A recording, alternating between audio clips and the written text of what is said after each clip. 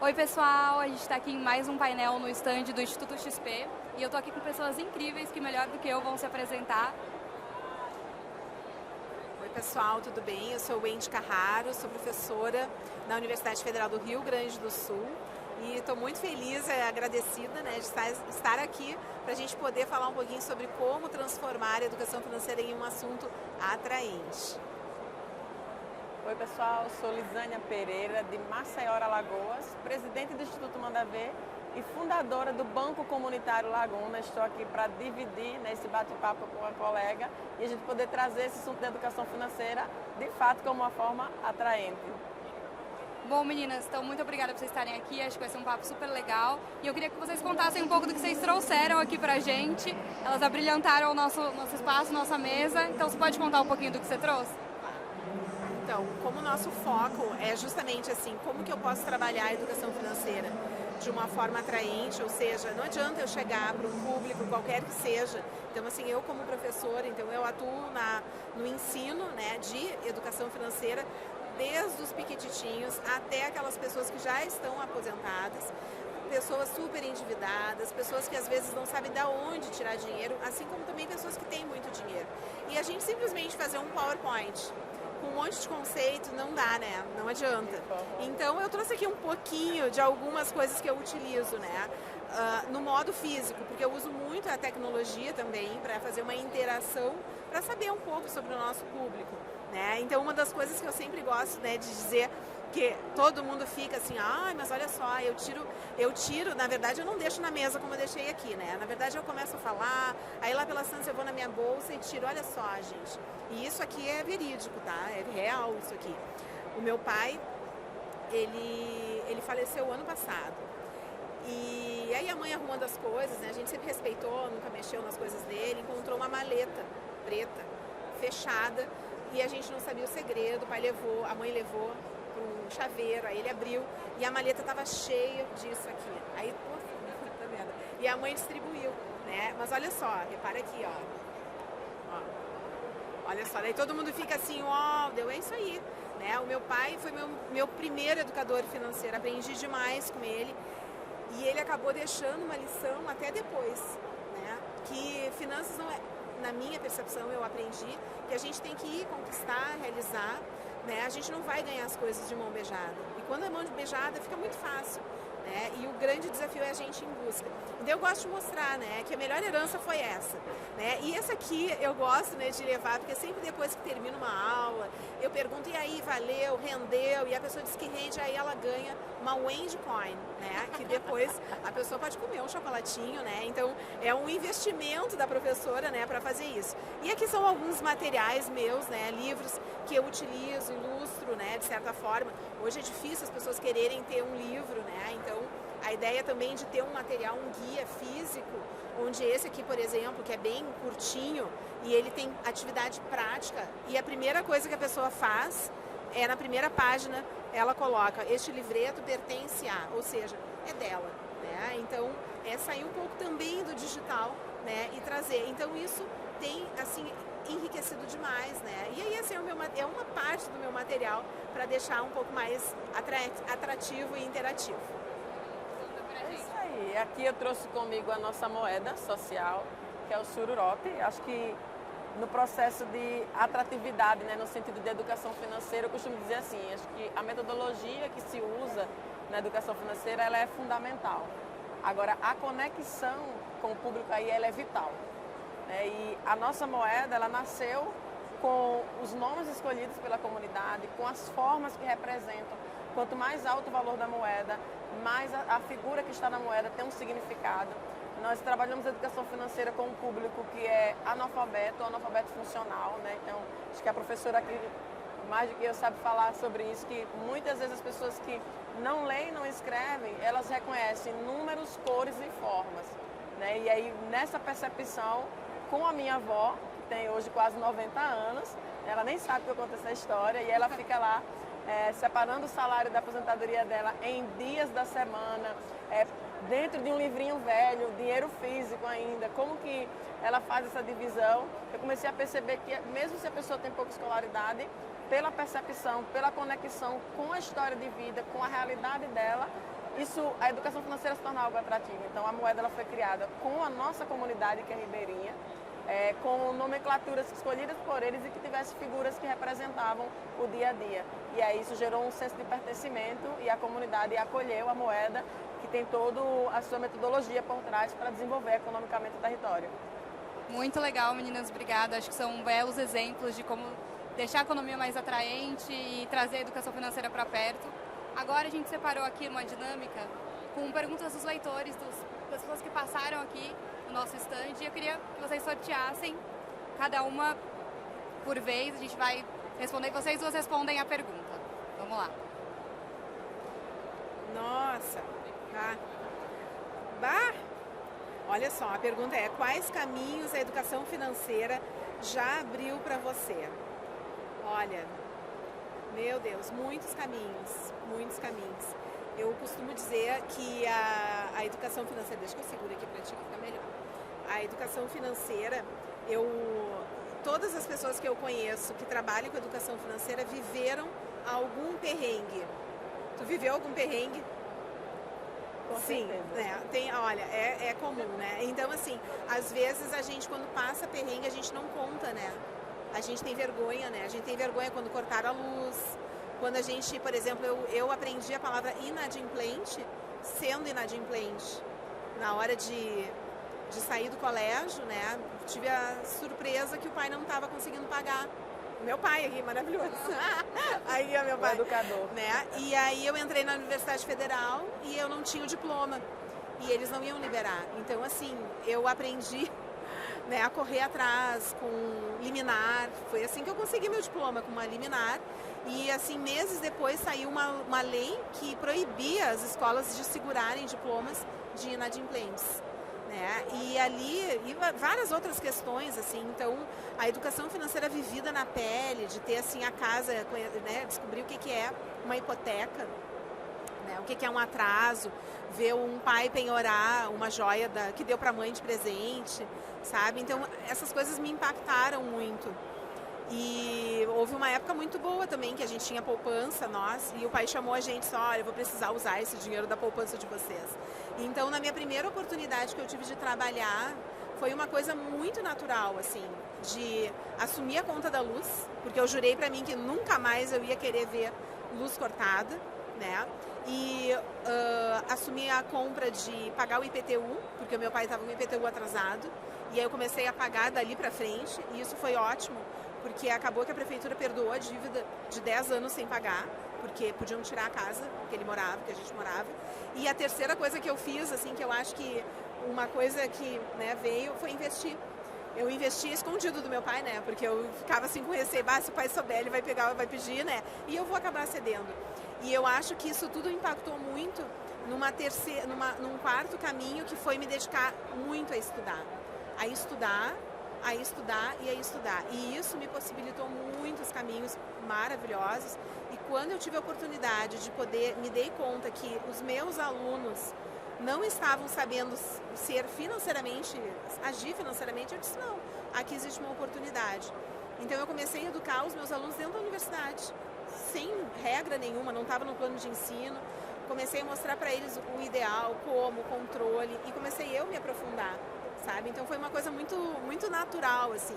E aí chegou, né? E aí, claro, com o prêmio, isso aqui, eu acabei, assim, saindo dos muros da universidade, deixando de ter um pouco de vergonha, né? Porque às vezes a gente tem um pouco de vergonha de mostrar, né, os perrengues que a gente passou. E eu comecei a ver que todo mundo passa perrengue. E às vezes as pessoas não sabem como sair daquilo ali. Então, com método, com um caminho mais direcionado, com a educação financeira, a gente consegue direcionar. Então, assim, eu vejo que os caminhos, principalmente, o principal para mim é educar outras pessoas para usarem a educação financeira para si e mais, para serem educadores financeiros. Então, eu tomei isso como minha missão, sabe? E eu acho que eu estou conseguindo realizar super bem, sabe? Enfim. Você, Luciana, conta pra gente. É a mesma pergunta, né? Sobre caminhos que a educação financeira já abriu para mim. Eu acho que a escolha. acho que a escolha foi o ponto central que a educação financeira me abriu, e escolher me leva para múltiplos caminhos, porque quando você tem educação financeira, você escolhe o que você come, o que você veste, onde você frequenta, o estilo de vida que você tem, a família que você constrói, né? Então, assim, quando eu percebi que era a escolha que ficava bloqueada na vida das pessoas pela falta de educação financeira, eu disse, cara, então tem a ver com dignidade, né? Você recuperar o seu direito de escolher. Você se educa financeiramente e você ao mesmo tempo recupera o seu direito de escolher. O carro que você vai ter, a vida que você vai ter. E quando eu comecei a ter pequenas escolhas, né, que como a colega falou, né, os perrengues que ninguém conta, né? Quando você começa a construir as suas escolhas e você se realizar por estar escolhendo, porque quando você não é educado financeiramente, as suas dívidas, o seu contexto, a sua inadimplência, né, é que define você. O lugar onde você está indo, as coisas que você pode fazer, o que não pode. E não escolher o processo de privação do ser humano, acho que é uma das coisas mais dolorosas, porque o ser humano nasceu para ser livre, especialmente o brasileiro, né, na sua Constituição, nasceu para viver essa liberdade. Então, acho que esse foi o principal caminho que a educação financeira me levou, o processo de escolher. E é por isso que a gente batalha tanto por ela, né? É verdade. Então vamos lá, agora é a sua vez.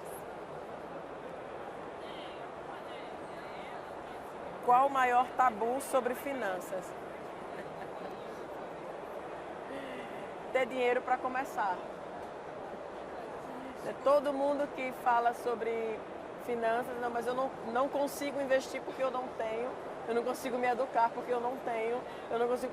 Então, para começar o próximo movimental, não precisa ter. Na verdade, você precisa começar para poder começar a ter, né? Então, acho que um dos grandes tabus é esse. Não, eu ainda não consigo me restringir para começar a investir. Então, sempre tem muito a ver com o não ter, né? Eu acho que vem muito, mas isso está sendo quebrado muito nos dias de hoje, com educadores que estão aparecendo aí na modernidade, né? Bem, eu acho que as pessoas acharem que finanças tem a ver só com dinheiro. Verdade. E não é, né? Tem a ver com recursos. Durante a pandemia, não sei se vocês acompanharam, mas teve pessoas que ganharam cestas básicas e fizeram grupos. Tem a farinha, tem o açúcar, tem o achocolatado, e começaram a fazer produtos e venderam. E com isso compraram e com isso foram indo, né? Então eu acho que o tabu maior é esse. As pessoas dizem, mas eu não tenho dinheiro, né? Esses dias eu estava num abrigo de jovens e eu distribuo esse material para jovens também, né? Principalmente aqueles que estão indo para a maioridade e eles saem do abrigo e têm que empreender. E aí eu falando com eles, né, sobre dinheiro, e uma menina me perguntou assim, tá, mas e quem não tem dinheiro? Deu assim, mas a gente aprende a ter os recursos, né? Às vezes até o próprio recurso de ir à escola. Quantos jovens vão à escola ou ganham bolsa, né? Bolsa, jovens da rede pública ganham bolsa de estudar inglês, de fazer um curso de teatro, de fazer um curso de informática.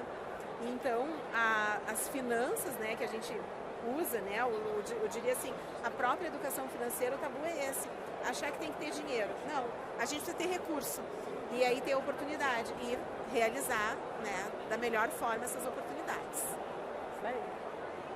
Muito legal ver essa curiosidade dos nossos visitantes. Agora vamos para a próxima. Mais uma, rapidinho. Como começar a aprender a cuidar do meu dinheiro? Eu adorei, né? Uma complementa a outra. Aqui, ó, cuidando do meu din-din, né? Então, assim, deixa eu segurar. O roteiro básico é, primeira coisa, precisa determinar um momento, um tempo. Não adianta querer organizar, querer investir, se eu não paro um dia da semana, um dia a cada 15 dias, um dia do mês, para parar e olhar as minhas finanças. E quando eu digo parar e olhar minhas finanças, eu estou dizendo assim, eu vou ver tudo que eu gastei, tudo que entrou, no que entrou. E aí a minha recomendação como educadora financeira, contadora especialmente, é sim fazer o registro. Seja num aplicativo, seja numa planilha, seja anotando. Mas o anotar, não adianta só anotar, eu tenho que fazer uma análise, eu tenho que saber quanto que eu gastei, em que categoria. Então, por exemplo, cuidando do meu din-din é justamente isso. Mostrar o que é gasto fixo, o que é variável. A gente conseguir identificar qual é o nosso gasto invisível, que é aquele gasto... Recentemente, sabe o que eu descobri? que tem gente que paga para academia, o plano Sim. anual, e não vai. Gente, que isso? Tem gente que compra curso online e não faz, sabe? Então, tem muita coisa assim. E isso, às vezes, a pessoa esquece. Ela não olha a fatura, daqui a pouco tem um gasto lá que ela não tem. Então, assim, a pessoa precisa ter um tempo para se dedicar. Não adianta querer, não consigo juntar. Qual é o dia que tu olha as tuas finanças? Sabe? É se respeitar, porque é o nosso trabalho. E vou dizer para vocês, pelas minhas pesquisas, a maioria das pessoas não para. Ela olha o saldo bancário e o saldo não é a nossa reserva, né? Então, assim, é ter o tempo, ter conhecimento. Então, busca, segue os nossos canais. Eu digo, vai seguir alguém. Se eu colocar busca de roupa no meu Instagram, vai vir um monte de gente vender roupa.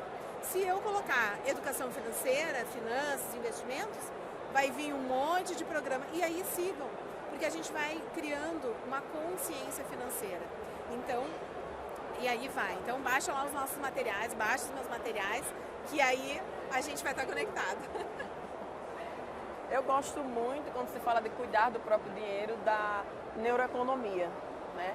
Fala muito sobre a questão do padrão de comportamento, de como que a gente escolhe e o porquê que a gente escolhe, né? Então, assim, muitas pessoas se perderam nesse lugar de cuidar do seu dinheiro pela ausência da disciplina, mas a ausência da disciplina tem a ver com os hábitos têm a ver com a construção interna de cada um.